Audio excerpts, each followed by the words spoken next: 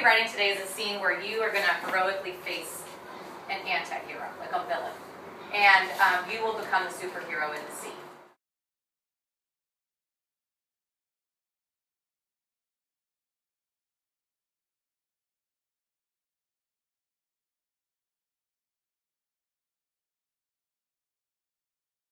So one thing you could do is you could think about the talents that you have and how you might draw from them. For example, if you're really smart, which I'm sure all of you are, then maybe you're the mastermind kind of superhero.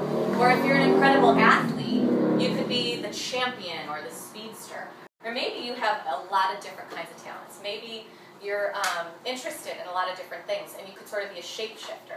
Somebody who's one thing in one moment and then something else in the next. So feel free to be creative as we go through this today and think about how you can draw from your talents and kind of channel what your own superpower might be. An energy source called the Tesseract, and it's opened this portal which allows this army to come through. And so this motley crew of superheroes. So if we're afraid of what might happen, if we put ourselves out there, or maybe we just think that what we have isn't good enough, right? So those are things that we all tell ourselves sometimes, and that's our anti-hero talking. What's also known as the inner critic talking to me and criticizing me and kind of making me feel a little bit smaller. And it's a voice that everybody has and that we all have to kind of learn how to grapple with and come to terms with and eventually kind of create a better relationship.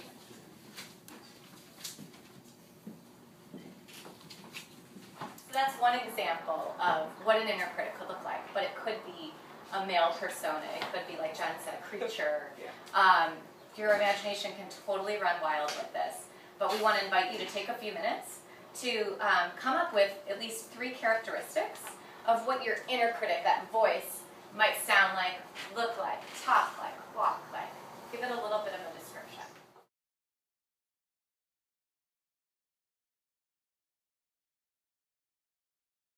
She's running for student council, or me, I'm running for student council, and it's like a fear of mine to talk in front of people, so it's kind of like, Well, way to face your inner critic right now. It's not really, this is a true story though, but I mean, I am afraid to talk in front of people. Okay. I found myself in the Rodeo school auditorium, the stage behind me with the red curtain swaying in the wind coming from the window. I'm standing there, fear in my eyes. I see Velma sitting in a seat in the front row staring at me, laughing, but nobody else can hear.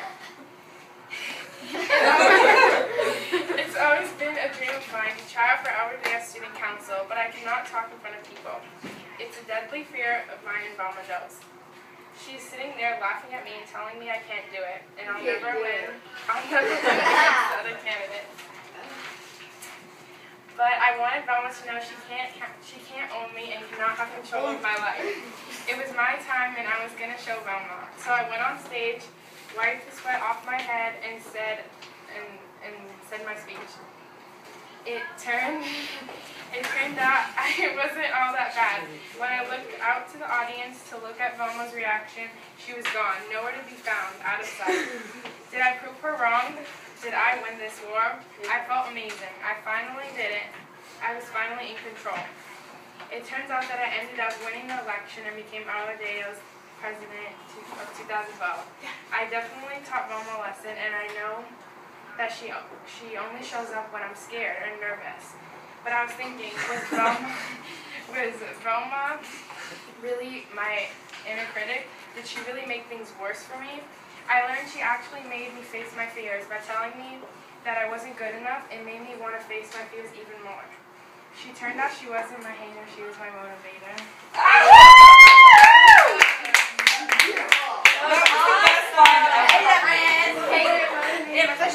To like face your fears and overcome it, and then you were victorious in the end. Right, and you encapsulated our whole workshop, turning your inner critic from hater into motivator.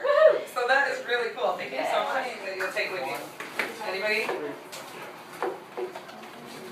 Well, that sometimes the inner critic is not only for like bringing you down, but sometimes to help you get back up and help you. Like, even though they're like doing it in a bad way, they're still doing it to make you, to motivate you.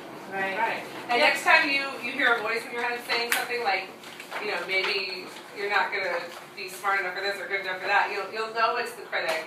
and you can work in spite of it and succeed in spite of it. Right. The inner critic, it sometimes comes down on us. The other thing it can function and do is help us make good decisions. Instead of being, judgmental towards us, it can help us be a good judge of making good choices.